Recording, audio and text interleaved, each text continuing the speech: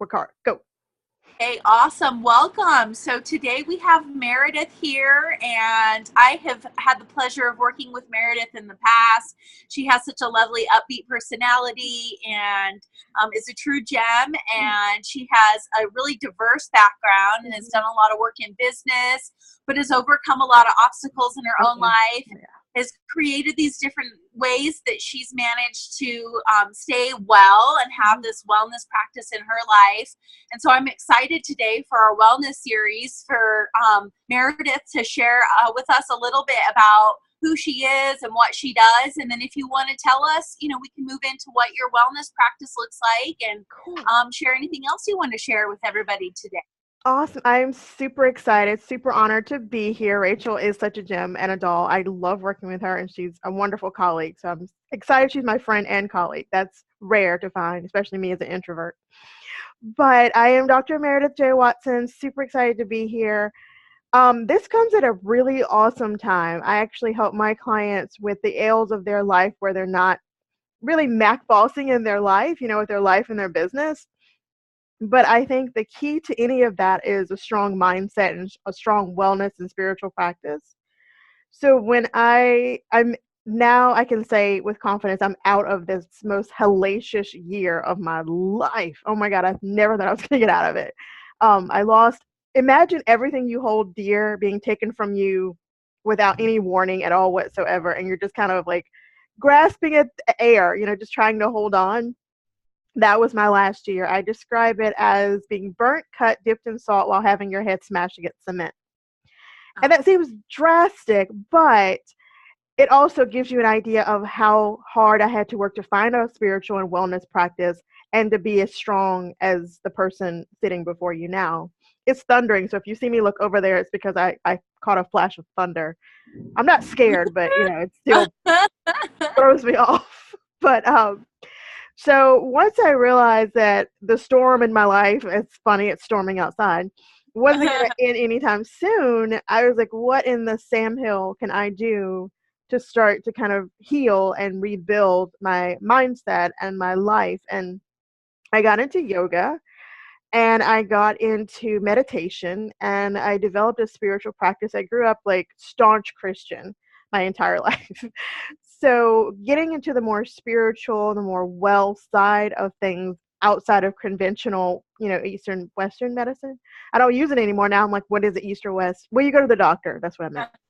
And so having come from that background where everything was, set in stone, and to be able to be open to this changed my whole life. I have a spiritual practice, and spirituality means something different to everyone. Source, universe, the God, a boat, whatever it is you pray to and feel is greater than you, that leads you and guides you. That's kind of the things that helps me. And going deeper, and Rachel can appreciate this as a salt mama, being more holistic in my approach to health and wellness versus just going to the doctor and getting a pill that is just going to completely screw up a lot of other systems in your body, and kind of learning how to look within myself with a yoga practice and the discipline. I really learned that I don't have as much balance as I thought. Yoga requires a lot of balance, but it taught me that I was unbalanced.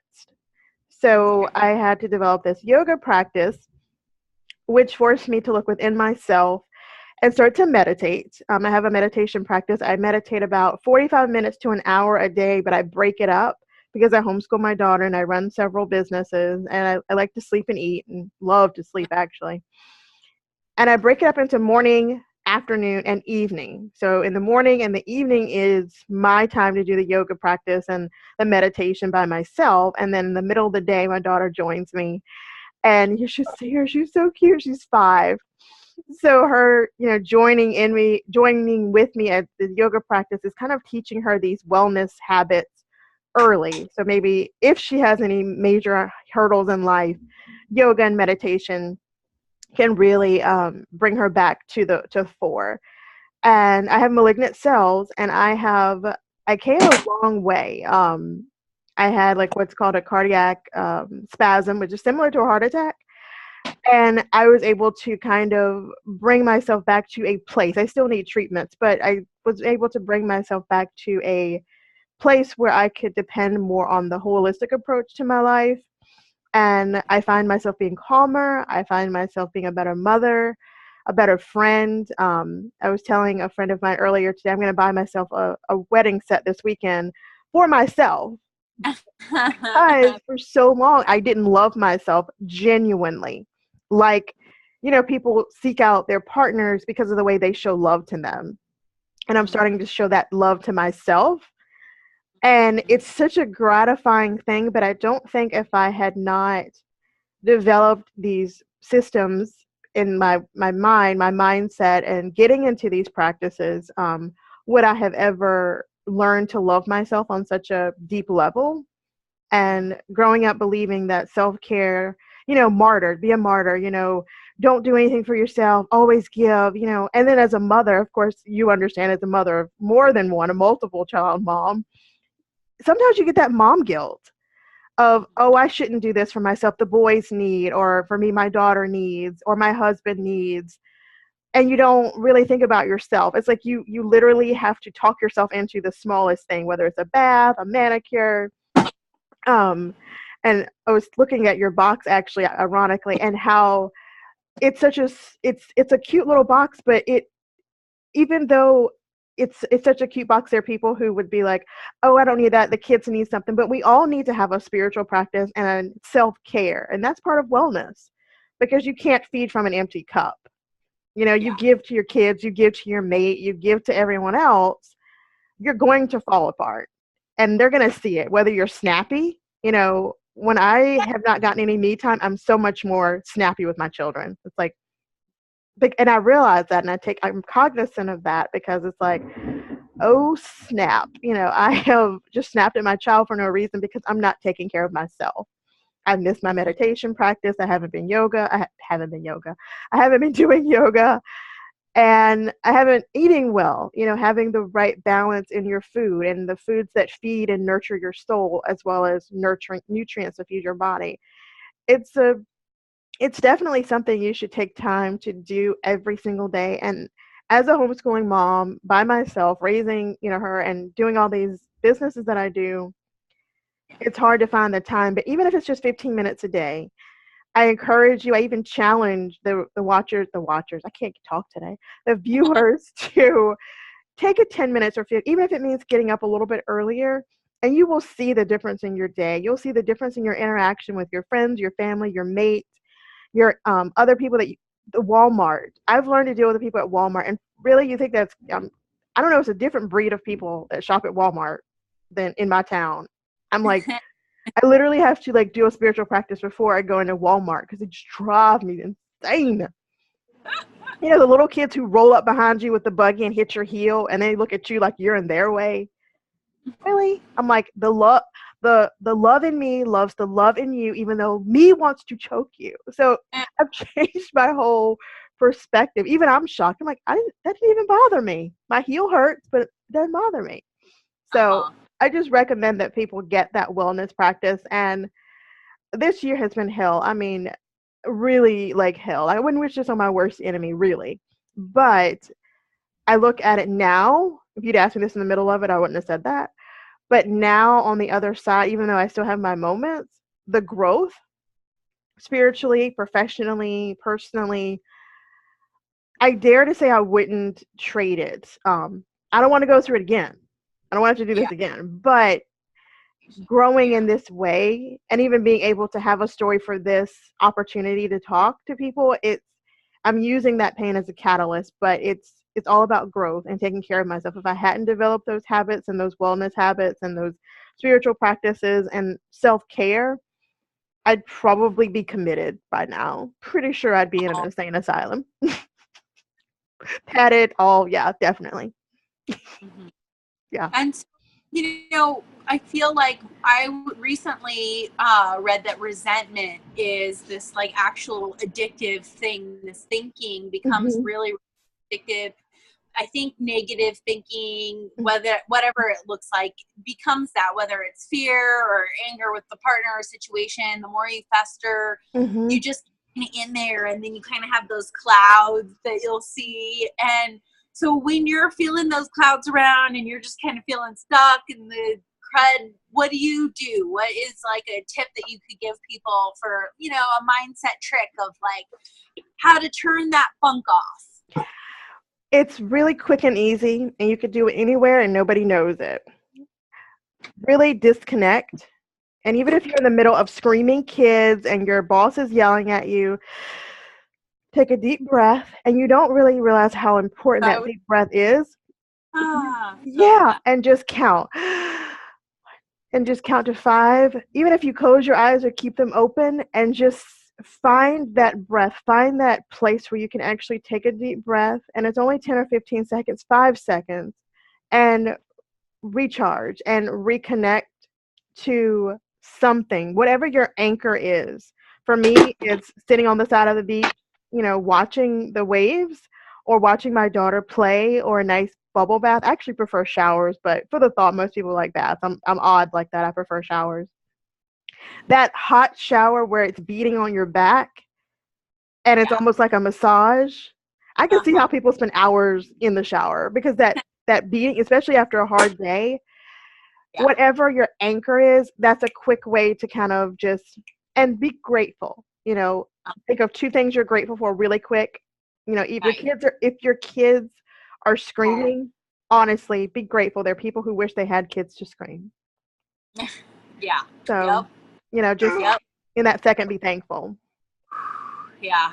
Just take that breath, be thankful, count down. I know. It's important. I am in this women's circle, and we connect every week, and we've been talking a lot about a lot of these things that we do in our lives that are all very similar things. And, you know, from drama to chaos to the other things that end up getting us into those negative mindsets or negative places, and just being aware of those things that we do. And I think that sometimes just the awareness and stepping back is the big part. You know, it was like, oh, there are areas in my life that I allow this chaos to exist, or there are like, but you have to take a moment to breathe and sit on it and feel that out before you can like be cool with it. And I even try to do that in interacting with my partner, you know, which is hard before, like getting triggered, wanting to write a text and be like, oh no, what am I doing? Love, love, love, love, love. So I definitely agree. Like that's a good one, because it is. Can snap you out of it. Because I think it was in The Secret. They were talking about those positive thoughts are a lot more powerful than the negative ones. Which and it keeps your vibe up. It really does. I know people hear that all the time. Keep your vibe up. And the other thing is, and I just learned this, and I know I'm probably like going to get like some boos. I don't particularly like Oprah, but she has a lot of great stuff to say. But I don't know what it is. Something about her. I think in another life we probably didn't like each other or something. But she's just like visceral. But one of the people in there was saying on her show that they are triggered by something really, to me, silly. And I thought, and then she, you know, the spotlight person she had on there was saying he understood. He said, when you're triggered by something or someone, you need to look at what's the deeper issue about why you're triggered. And I'll give a great example. My sister-in-law, I love her to death, but I'm also secretly jealous of her, because she has like the coolest guy. Of course, it's my brother. And, you know, like her mother-in-law is like freaking awesome, which is my mom. And it's like, I'm so jealous. So I saw her over the weekend, and I said something, like she was talking about something. And I was like, oh, I'm so happy for you. But inside I was seething. But I took that and I realized, what is it that I'm triggered by? And it's because she has a fabulous mother-in-law. She has an attentive husband. She has help with her kids.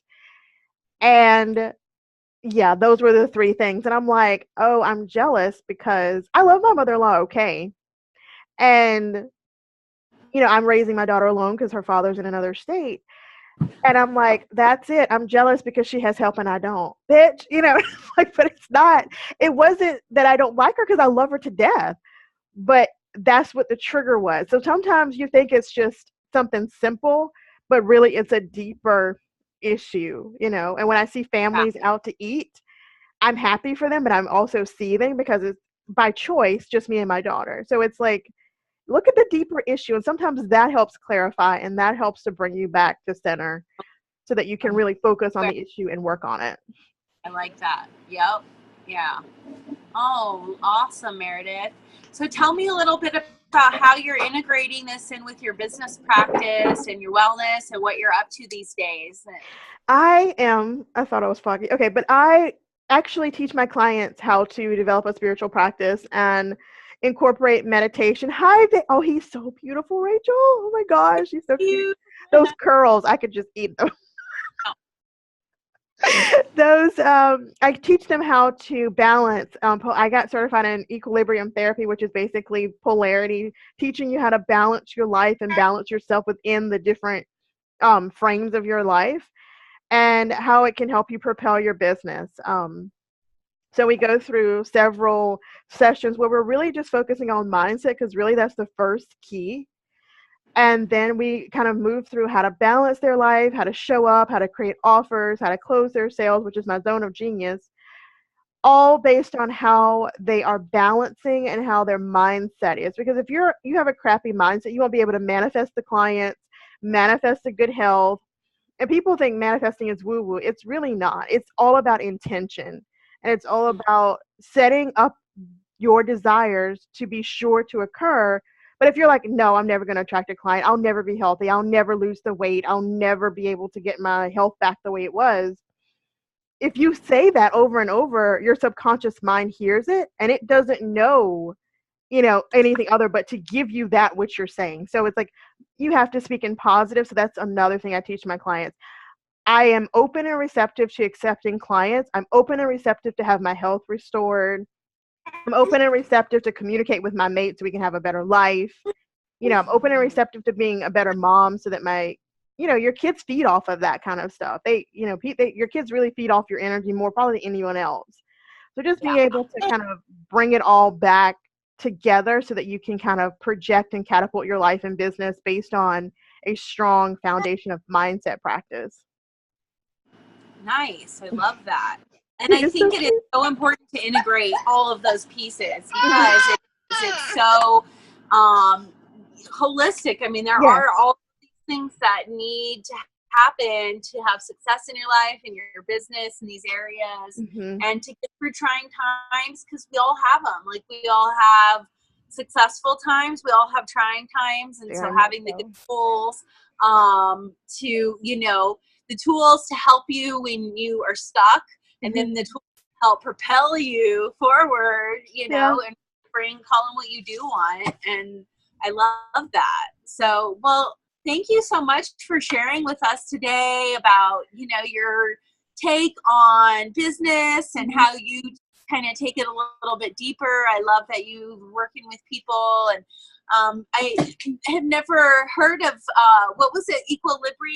Equilibrium therapy. Very cool. Yeah. If I you love want it. to share more in the link with us about that, feel free. I never heard of that before, so that was really cool to learn something new. And I love sharing here in the virtual retreat. It's like, wellness means so many different things to different people, and it's really a gift to hear what keeps other people going, how people have overcome, dark periods in their life. And I'm just so happy to hear that you have managed to really work through a lot of those things. And I just wish you and your daughter the best. And, it's just amazing all the work you do juggling homeschooling and your businesses. And so it's pretty amazing. I love being able to feature powerhouse women and other healers and share this wisdom with others. So thanks for sharing your wellness wisdom, and we really appreciate you and appreciate you rolling with the punches with technical difficulties. And we'll get this video up to the group, and feel free to share your info in the link, because I'm sure people in the comments, people love to get your links and know how to connect with you. Thanks. You guys have a great night. Thanks for this, and have a wonderful day. Okay, ciao. Talk to you later.